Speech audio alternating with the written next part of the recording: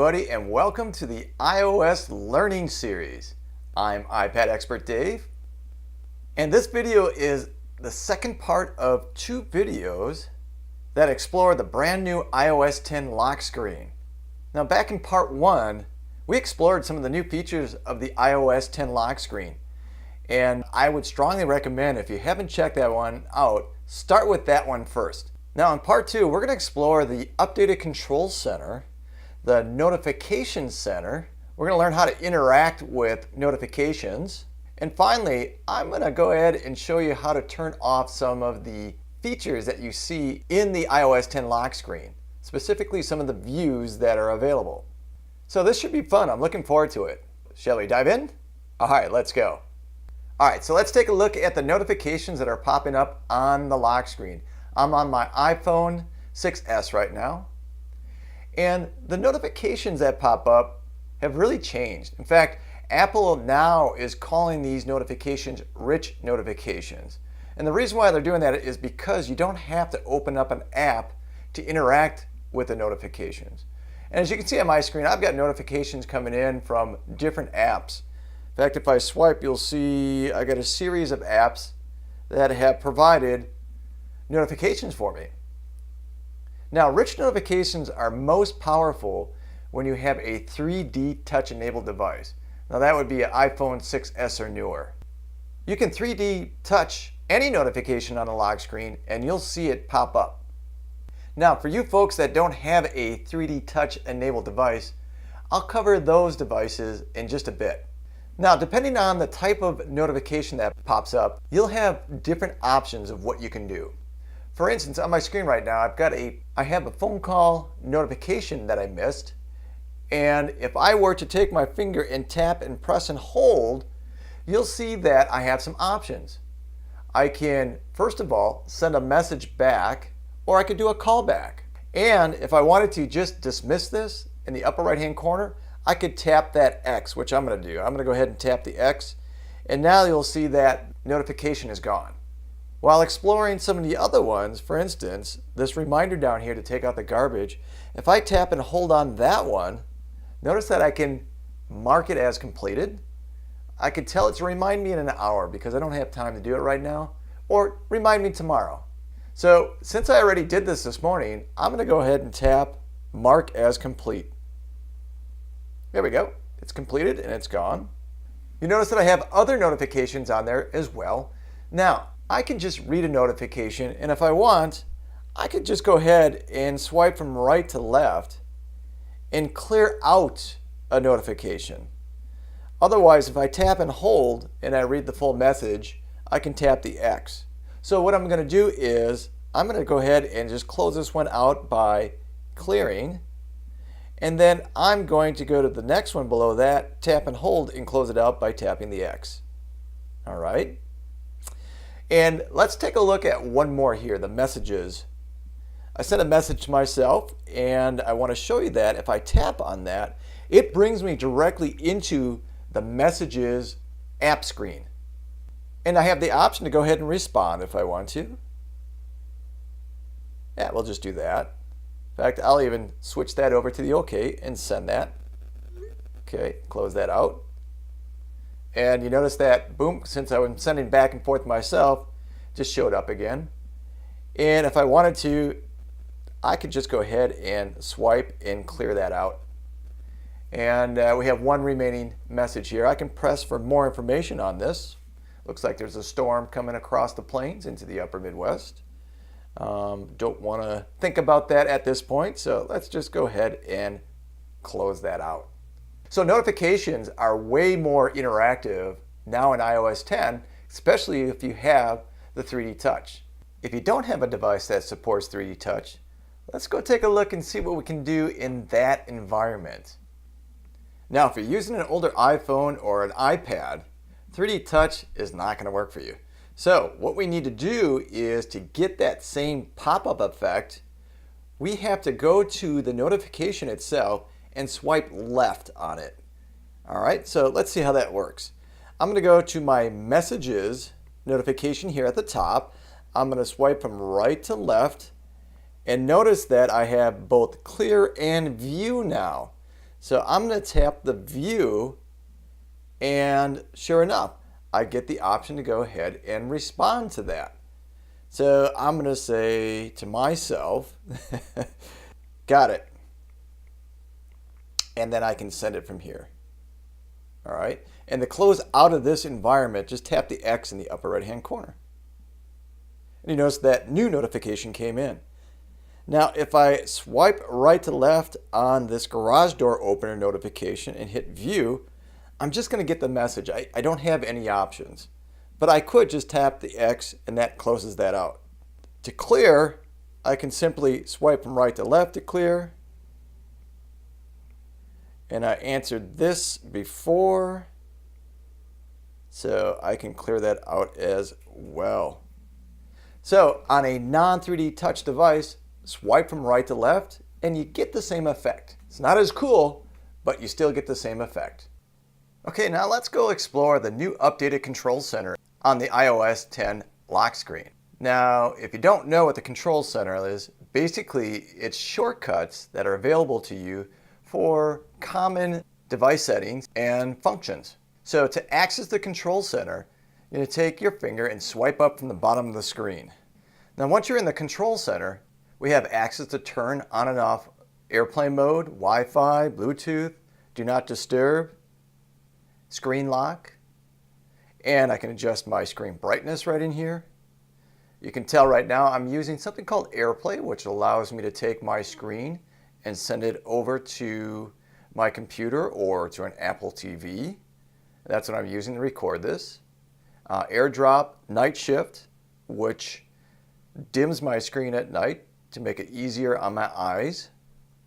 And down below we have some functions. We have a flashlight, we have a timer, calculator, and the camera.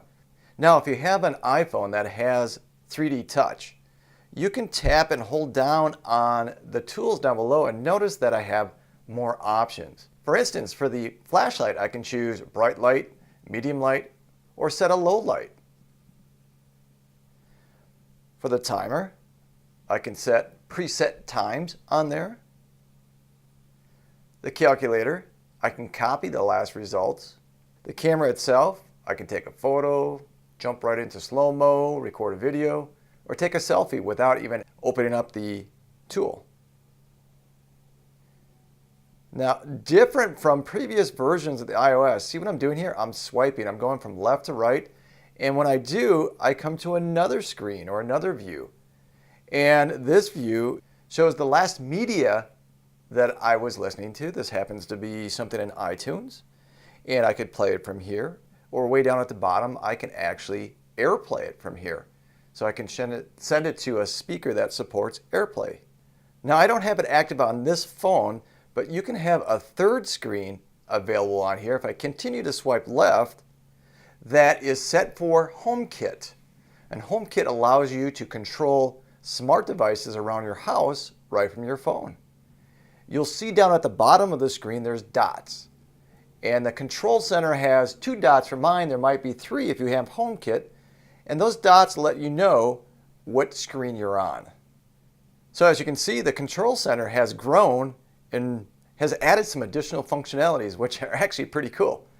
So again, to get to that, just simply swipe up from the bottom of your screen to get into control center. To get out of it, just tap anywhere else on your screen and that will disappear. You can also swipe down on the control center to hide it as well. Just like the control center, the notification center was available in previous versions of the iOS lock screen. However, some of you may not even know where it resides. So let's go take a peek and find out where that notification center is and how to use it.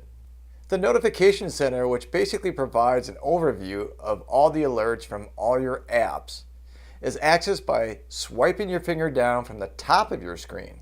So let's go ahead and do that. I'm going to take and swipe and pull down to get into the notification center. Okay, now once in the notification center, you'll see that it's organized by recent, and then yesterday, and then Tuesday's notifications, and so on.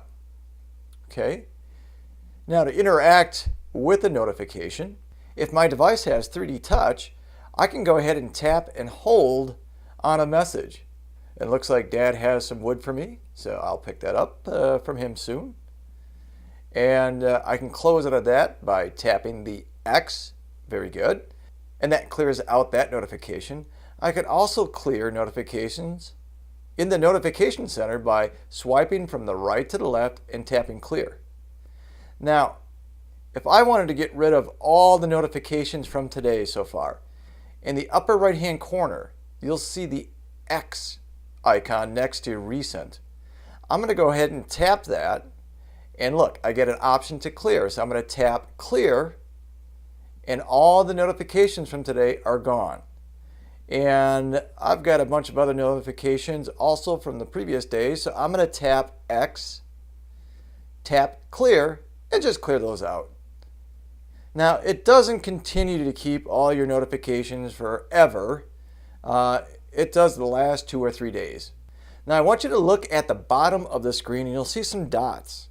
And usually when dots are there, it means there's more views. We're on the second dot. So if I swipe from left to right now, hey, look, I'm back into the Today view or the widget view. So that's kind of a shortcut to get back into there. Now, if I want to go back to the notification center view, I go from right to left with a swipe and I'm back in there. If you want to close the notification center, you can go to the bottom edge of your screen and swipe up. See how I'm doing that? I'm swiping up. If you are not far enough down below, you're just going to end up swiping through your notifications. Okay, so I'm going to swipe up from the bottom part of the screen and whoop, there it goes. I just hid that. So that's the notification center. So now we know that we have a whole bunch of different views full of functionalities on our iOS 10 lock screen. We've got our camera, we've got our Today view, we've got our notifications, we've got our control center. I don't know why I was talking Italian there, but it just came out that way. And so what if you don't want all that information available on your lock screen? Or maybe if you're just frustrated by all that and you want to simplify your lock screen. In the Settings app, you're able to go in and turn on or off views on your lock screen. So I'm going to show you how to do that right now, okay? So what I need you to do is unlock your lock screen. So we can do that right now. I'm going to go in. All right. Now, once you've unlocked your lock screen, we're going to go to the Settings app. The Settings app. All right. And the first thing we're going to do is we're going to see how we can go ahead and remove the control center from the lock screen. So I want you to go into the control center, tap that, and you'll notice that one of the options in here is Access on Lock Screen. So if you don't want that available, just tap that off. Or if for some reason you don't see it there and you want it, most likely it's off and you're going to turn it back on. So in the upper left hand corner, go ahead and tap Settings. Good job. Now what about turning off other views that you see on your lock screen? To do that, I want you to go ahead and find your Touch ID and passcode setting. Go ahead and tap that. And go ahead and enter in your passcode to get in here. And this would be your lock screen passcode. Once inside your Touch ID and passcode settings, I want you to swipe to the bottom of the screen till you get to the section that says Allow Access When Locked. There's an on-off switch for the Today view, notification view. If you want Siri accessible on that lock screen, you can turn that on or off. Reply with a message, home control, which is HomeKit, and if you're using Wallet, you can also activate and deactivate Wallet. Again, just simply tap on the switch to turn it on and off.